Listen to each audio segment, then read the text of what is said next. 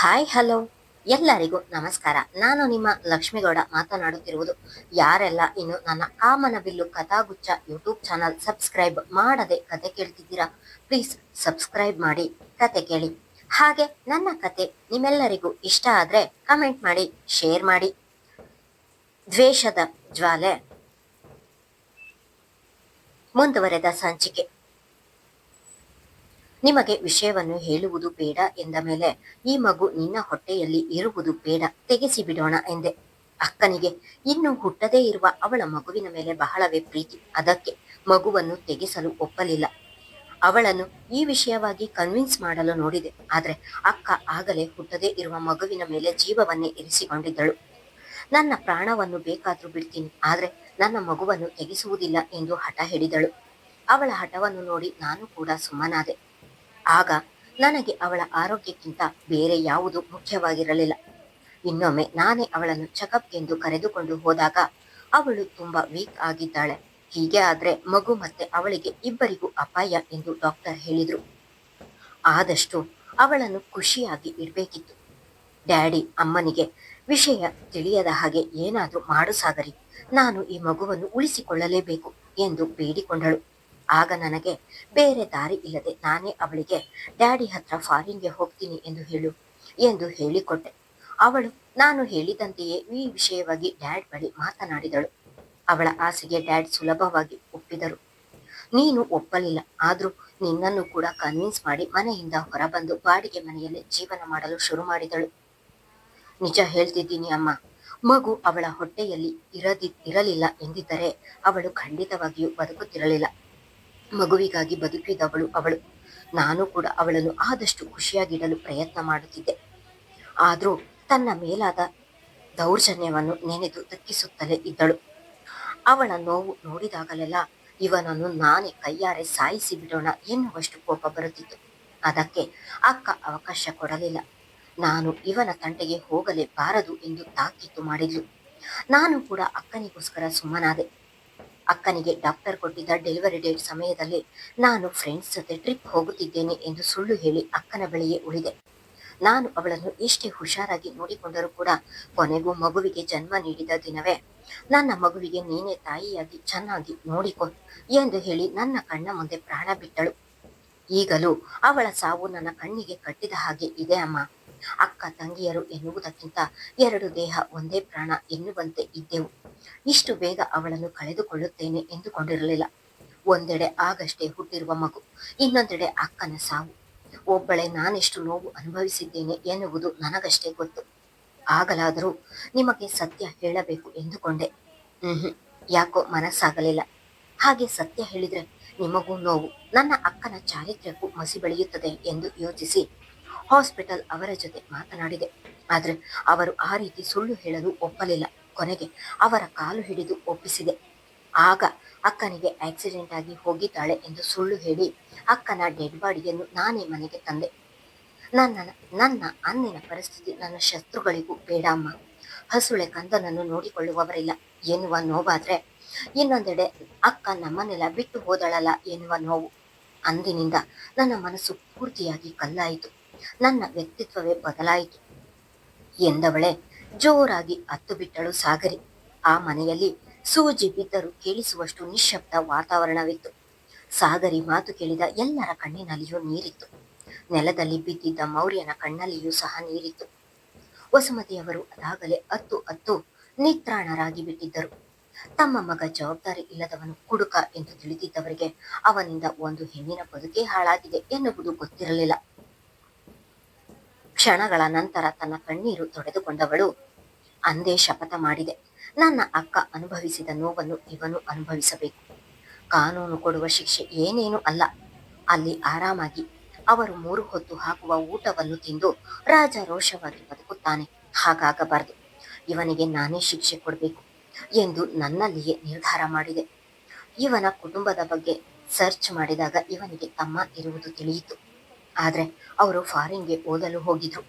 ಅವರು ಓದು ಮುಗಿಸಿ ಬರುವ ತನಕವೂ ಕಾದೆ. ಆರ್ಯ ಇಂಡಿಯಾಗೆ ಬಂದ ನಂತರ ಬ್ರೋಕರ್ಗೆ ನಾನೇ ಹಣ ನೀಡಿ ಇವರ ಸಂಬಂಧ ಬೆಸೆಯುವಂತೆ ಮಾಡಿದೆ. ಇಷ್ಟವಿಲ್ಲದ ಮದುವೆಗೆ ಕೊರಳೊಡ್ಡಿದೆ. ನನಗೆ ನನ್ನ ಜೀವನಕ್ಕಿಂತ ಇವನ ಮೇಲಿದ್ದ ಸೇಡು ಹೆಚ್ಚಾಗಿತ್ತು.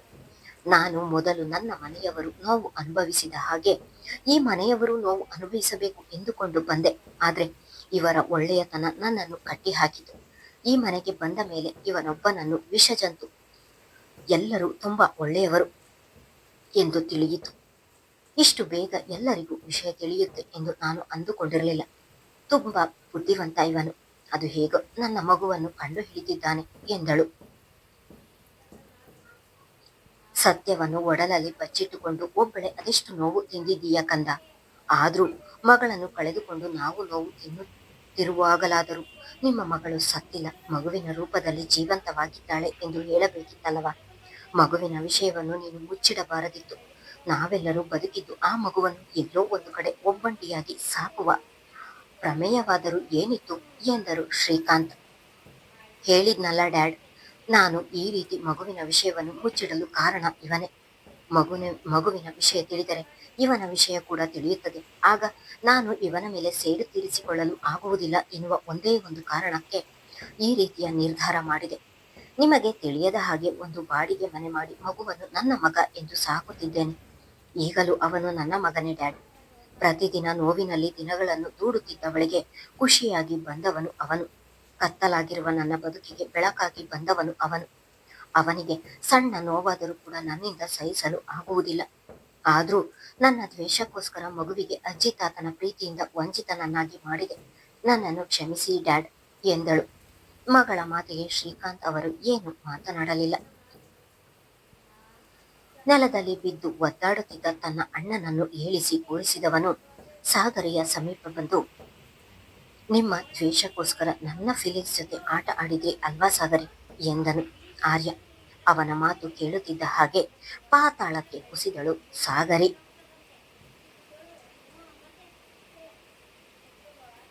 ಅವನು ಕೇಳುವ ಪ್ರಶ್ನೆಗಳಿಗೆ ಉತ್ತರವನ್ನು ಕೊಡಲಾಗದೆ ಒದ್ದಾಡಿ ಹೋದಳು ಸಾಗರಿ. ಆರ್ಯ ಅದು ಎಂದು ಅಂಜಿಕೆಯಲ್ಲಿ ಮಾತನಾಡಿದವಳ ಮಾತನ್ನು ಅರ್ಧಕ್ಕೆ ತಡೆದವನು, ಸಾಕು, ನಿಮ್ಮ ಮಾತನ್ನು ಇನ್ಮುಂದೆ ನಾನು ಕೇಳುವುದಿಲ್ಲ. ನೀವು ಮಗು ಬಗ್ಗೆ ಹೇಳ್ತಿದ್ದೀರೇನೋ ಎಂದು ಇಷ್ಟು ದಿನ ಕಾದೆ. ಇನ್ಮುಂದೆ ನಿಮ್ಮ ಮಾತುಗಳನ್ನು ಕೇಳುವ ತಾಳ್ಮೆ ನನ್ನಲ್ಲಿ ಇರುವುದಿಲ್ಲ. ನನ್ನ ಬಗ್ಗೆ ಇಷ್ಟೆಲ್ಲ ಡೀಟೇಲ್ಸ್ ಕಲೆಕ್ಟ್ ಮಾಡಿದವರು ಮದುವೆಗೂ ಮೊದಲೇ ನನ್ನ ಬಳಿ ಬಂದು ಹೀಗೀಗೆ ಆಗಿದೆ, ನಿಮ್ಮ ಅಣ್ಣನಿಂದ ನನ್ನ ಅಕ್ಕನಿಗೆ ಮೋಸ ಆಗಿದೆ ಎಂದು ಒಂದೇ ಒಂದು ಮಾತು ಹೇಳಿದಿದ್ದರೆ ಸಾಕಿತ್ತು. ನನ್ನ ಅಣ್ಣನಿಗೆ ನಾನು ಶಿಕ್ಷೆ ಕೊಡುತ್ತಿದ್ದೆ. ಆದ್ರೆ ನೀವು ಮಾಡಿದ್ದು ಏನು? ನನ್ನ ಲೈಫ್ ಜೊತೆ ಆಟ ಆಡಿದ್ರಿ ಎಂದವನ ಕಣ್ಣು ತುಂಬಿದವು. ನೂರಾರು ಆಸೆ ಕನಸುಗಳನ್ನು ಹೊತ್ತು ಮದುವೆಯಾದವನಿಗೆ ಸಿಕ್ಕಿದ್ದು ಬರೀ ನೋವು, ನಿರಾಸೆ ಅಷ್ಟೇ. ಆರ್ಯನ ಮಾತುಗಳನ್ನು ಕೇಳುತ್ತಿದ್ದ ಸಾಗರಿ ಮೂಕಳಾದಳು. ಅವಳ ಕಣ್ಣಲ್ಲಿನ ನೀರು ಬಿಟ್ಟರೆ ಬಾಯಿಯಿಂದ ಒಂದು ಪದವೂ ಹೊರಡಲಿಲ್ಲ. ತಪ್ಪು ಮಾಡಿದ್ದು ನನ್ನ ಅಣ್ಣ. ಶಿಕ್ಷೆ ಕೊಡಬೇಕು ಎಂದಿದ್ದರೆ ನೇರವಾಗಿ ಮನೆಗೆ ಬಂದು ಅವನಿಗೆ ಶಿಕ್ಷೆ ಕೊಡಬೇಕಿತ್ತು. ಅದು ಬಿಟ್ಟು ನನಗ್ಯಾಕೆ ಈ ಶಿಕ್ಷೆ ಕೊಟ್ರಿ ಸಾಗರಿ? ನಾನೇನು ತಪ್ಪು ಮಾಡಿದ್ದೆ?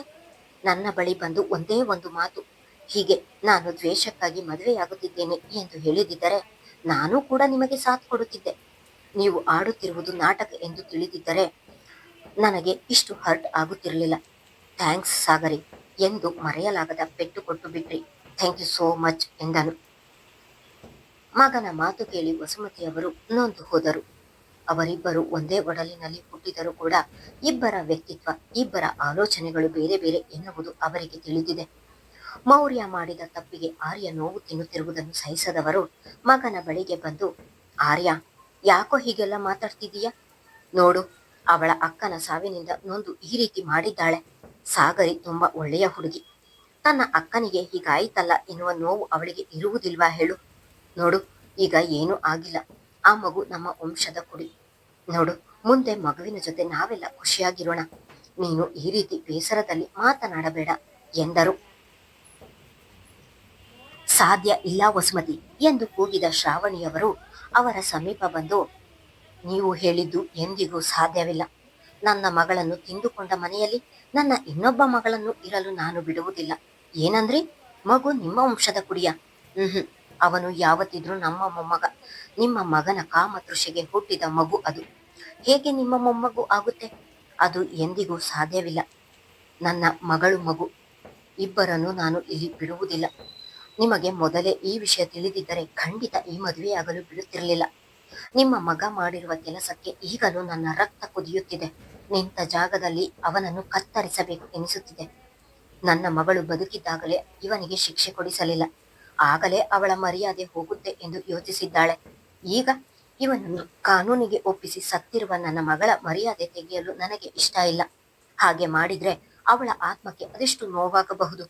ಅದೊಂದೇ ಕಾರಣಕ್ಕೆ ಇವನನ್ನು ಸುಮ್ಮನೆ ಬಿಡುತ್ತಿದ್ದೇನೆ ಎಂದು ಕೋಪದಲ್ಲಿ ಹೇಳಿದರು. ಶ್ರಾವಣಿ, ಹಾಗೆಲ್ಲ ಮಾತನಾಡಬೇಡಿ. ತಪ್ಪು ಮಾಡಿರುವುದು ಅವನು. ಆರ್ಯನಿಗೆ ಯಾಕೆ ಶಿಕ್ಷೆ? ನಿಮ್ಮ ಕೈ ಮುಗಿದು ಬೇಡಿಕೊಳ್ಳುತ್ತೇನೆ, ಸಾಗರಿಯನ್ನು ಇಲ್ಲಿಂದ ಕರೆದುಕೊಂಡು ಹೋಗಬೇಡಿ. ನೋಡಿ, ಬೇಕಿದ್ರೆ ಮೌರ್ಯನನ್ನು ಮನೆಯಿಂದ ಆಚೆ ಹಾಕುತ್ತೇನೆ. ಆದ್ರೆ ಸಾಗರಿ ಮಗು ಇಬ್ಬರನ್ನು ನಮ್ಮಿಂದ ದೂರ ಮಾಡಬೇಡಿ. ನೀವು ಕೋಪಕ್ಕೆ ಹೀಗೆ ಮಾಡಿದ್ರೆ ಸಾಗರಿ ಜೀವನ ಕೂಡ ಹಾಳಾಗುತ್ತದೆ. ಹಾಗೆ ಮಾಡಬೇಡಿ ಶ್ರಾವಣಿ ಎಂದು ಅವರ ಮುಂದೆ ನಿಂತು ಬೇಡಿಕೊಂಡರು ವಸುಮತಿ. ಅವರೆಷ್ಟೇ ಬೇಡಿಕೊಂಡರೂ ಶ್ರಾವಣಿಯವರ ಮನಸ್ಸು ಮಾತ್ರ ಕರಗಲಿಲ್ಲ. ನನ್ನ ಮಗಳ ಜೀವನವನ್ನು ನಾನೆಂದಿಗೂ ಹಾಳಾಗಲು ಬಿಡುವುದಿಲ್ಲ. ಅವಳು ಹಾಳು ಮಾಡಿಕೊಂಡಿರುವ ಜೀವನವನ್ನು ನಾನು ಸರಿ ಮಾಡ್ತೀನಿ. ನನ್ನ ಅಣ್ಣನ ಮಗ ಮೊದಲೇ ಇವಳನ್ನು ಪ್ರಾಣಕ್ಕಿಂತ ಹೆಚ್ಚಾಗಿ ಪ್ರೀತಿಸುತ್ತಿದ್ದ. ಆದ್ರೆ ಇವಳೇ ಅವನ ಪ್ರೀತಿಯನ್ನು ಒಪ್ಪದೆ ಆರ್ಯನನ್ನು ಮದುವೆಯಾದಳು. ಈಗ ಸಾಗರಿಯನ್ನು ಅವನಿಗೆ ಕೊಟ್ಟು ಮದುವೆ ಮಾಡ್ತೀನಿ. ನನ್ನ ಅಣ್ಣನಿಗೆ ಮೊದಲೇ ಸಾಗರಿ ಎಂದರೆ ತುಂಬಾ ಪ್ರೀತಿ. ಖಂಡಿತ ಅವನು ಇವಳನ್ನು ಸೊಸೆ ಮಾಡಿಕೊಳ್ಳುತ್ತಾನೆ. ಧೀರಜ್ನನ್ನು ಮದುವೆಯಾದರೆ ಖಂಡಿತ ನನ್ನ ಮಗಳು ಖುಷಿಯಾಗಿ ಇರುತ್ತಾಳೆ ಎಂದರು. ಸಾಗರಿಗೆ ಇನ್ನೊಂದು ಮದುವೆ ಎನ್ನುವ ವಿಷಯವನ್ನು ಕೇಳಿ ಒಳಗೆ ನೊಂದು ಹೋದನು ಆರ್ಯ. ಅವಳನ್ನು ಮನಸಾರೆ ಪ್ರೀತಿಸಿದವನು ಅವನು. ಈಗಲಾದರೂ ಸಾಗರಿ ತಾನು ಇನ್ನೊಂದು ಮದುವೆಯಾಗುವುದಿಲ್ಲ ಎಂದು ಹೇಳುತ್ತಾಳೇನೋ ಎಂದು ಯೋಚಿಸುತ್ತಾ ಅವಳನ್ನೇ ನೋಡುತ್ತಾ ನಿಂತನು ಆರ್ಯ. ಹೆಂಡತಿ ಮಗಳಿಗೆ ಇನ್ನೊಂದು ಮದುವೆ ಮಾಡುವ ಮಾತನಾಡಿದಾಗ ಭಯ ಆವರಿಸಿತು ಶ್ರೀಕಾಂತ್ ಅವರಿಗೆ. ಶ್ರಾವಣಿ, ಏನಂತ ಮಾತಾಡ್ತಿದೀಯ? ಸಾಗರಿಗೆ ಇನ್ನೊಂದು ಮದುವೆಯ? ಹುಡುಗಾಟ ಆಡ್ತಿದೀಯ ನೀನು? ಮೌರ್ಯ ಮಾಡಿರುವ ತಪ್ಪಿಗೆ ಆರ್ಯ ಏನು ಮಾಡ್ತಾನೆ? ಆರ್ಯ ತುಂಬಾ ಒಳ್ಳೆಯವನು ಎಂದು ನಿನಗೂ ಕೂಡ ಗೊತ್ತು. ಆದ್ರೂ ಯಾಕಿಷ್ಟು ಹಠ ಮಾಡ್ತಿದೀಯ? ನೋಡು, ವಿಷಯವನ್ನು ಕೇಳಿ ನಿನ್ನ ಮನಸ್ಸಿಗೆ ನೋವಾಗಿದೆ ಎಂದು ಗೊತ್ತು. 5 ನಿಮಿಷ ಸಮಾಧಾನದಿಂದ ಕುಳಿತು ಮಾತನಾಡೋಣ. ಸಮಸ್ಯೆಯನ್ನು ದೊಡ್ಡದು ಮಾಡುವ ಬದಲು ಅದಕ್ಕೆ ಪರಿಹಾರ ಹುಡುಕೋಣ. ದುಡುಕು ನಿರ್ಧಾರ ಬೇಡ ಶ್ರಾವಣಿ ಎಂದ ಶ್ರೀಕಾಂತ್ ಅವರು ಹೆಂಡತಿಯ ಮನಸ್ಸನ್ನು ಬದಲಾಯಿಸುವ ಪ್ರಯತ್ನ ಮಾಡಿದರು. ಅಳಿಯ ಎಂದರೆ ತುಸು ಹೆಚ್ಚೇ ಪ್ರೀತಿ ಅವರಿಗೆ. ಯಾರು ಏನೇ ಹೇಳಿದ್ರು ನನ್ನ ಮನಸ್ಸು ಮಾತ್ರ ಬದಲಾಗುವುದಿಲ್ಲ. ಅವಳು ಇಷ್ಟು ದಿನ ಅನುಭವಿಸಿರುವ ನೋವೇ ಸಾಕು. ಮತ್ತೆ ಅವಳನ್ನು ಈ ಮನೆಯಲ್ಲಿ ನಾನು ಬಿಡುವುದಿಲ್ಲ. ಇನ್ನು ನಮಗೆ ಈ ಮನೆಯವರ ಸಹವಾಸವೇ ಬೇಡ ಎಂದವರು ಮಗಳ ಕೈ ಹಿಡಿದು ಸಾಗರಿ ಬಾ ಹೋಗೋಣ ಎಂದರು. ಸಾಗರಿ, ಮನೆ ಬಿಟ್ಟು ಹೋಗ್ಬೇಡ. ನನ್ನ ಮೊಮ್ಮಗನ ಜೊತೆ ಇಲ್ಲಿಯೇ ಇರು. ನೋಡು, ಮೌರ್ಯನಿಗೆ ನೀನು ಏನೇ ಶಿಕ್ಷೆ ಕೊಟ್ಟರೂ ನಾನು ಬೇಡ ಎನ್ನುವುದಿಲ್ಲ. ನೀನು ಮಾತ್ರ ಮನೆ ಬಿಟ್ಟು ಹೋಗ್ಬೇಡ ಸಾಗರಿ ಎಂದು ಅವಳ ಮುಂದೆ ನಿಂತು ಅಳುತ್ತಲೇ ಹೇಳಿದರು ವಸುಮತಿಯವರು. ಆಗಲೂ ಸಾಗರಿ ಏನು ಮಾತನಾಡದೆ ನಿಂತಿದ್ದಳು. ಸಾಗರಿಯ ಮೌನವೇ ಆರ್ಯನಿಗೆ ಹೆಚ್ಚು ನೋವು ನೀಡಿದ್ದು.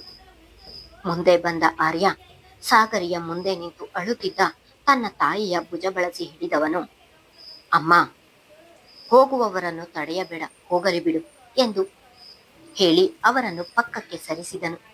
ಆರ್ಯ, ನೀನಾದ್ರೂ ಹೇಳೋ ಎಂದ ತಾಯಿಯ ಮಾತಿಗೆ ಏನು ಮಾತನಾಡಬೇಡ ಎಂದು ತಲೆಯಾಡಿಸಿದನು. ಅಷ್ಟರಲ್ಲಿ ಹೊರಗೆ ಆಟ ಆಡುತ್ತಿದ್ದ ಮಗು ಮಮ್ಮ ಎಂದು ಹೇಳುತ್ತಾ ಒಳಗೆ ಓಡಿ ಬಂದಿತು. ಸಾಗರಿಯ ಬಳಿಗೆ ಓಡಿ ಬಂದ ಮಗುವನ್ನು ಶ್ರಾವಣಿಯೇ ಮೊದಲು ತಮ್ಮ ತೋಳಿಗೇರಿಸಿಕೊಂಡು ಮಗುವಿನ ಮುಖದ ತುಂಬೆಲ್ಲ ಮುತ್ತನಿರಿಸಿ ಮುದ್ದಾಡಿದರು. ತನ್ನ ಭುಜ ಹಿಡಿದು ನಿಂತಿದ್ದ ಮಗನೆಡೆಗೆ ನೋಡಿದವರು ಆರ್ಯ ಮಗು ಎಂದರು. ಬೇಡಮ್ಮ, ಮಗುವಿನ ಮೇಲೆ ನಮಗೆ ಈಗ ಯಾವ ಹಕ್ಕು ಇಲ್ಲ, ಸಮಾಧಾನ ಮಾಡಿಕೊ ಎಂದನು. ಸಾಗರಿ ಕಿರುಗಣ್ಣಿನಲ್ಲಿಯೇ ಅವನನ್ನೇ ನೋಡುತ್ತಿದ್ದಳು. ಮುಂದುವರಿಯುವುದು. ಧನ್ಯವಾದಗಳು.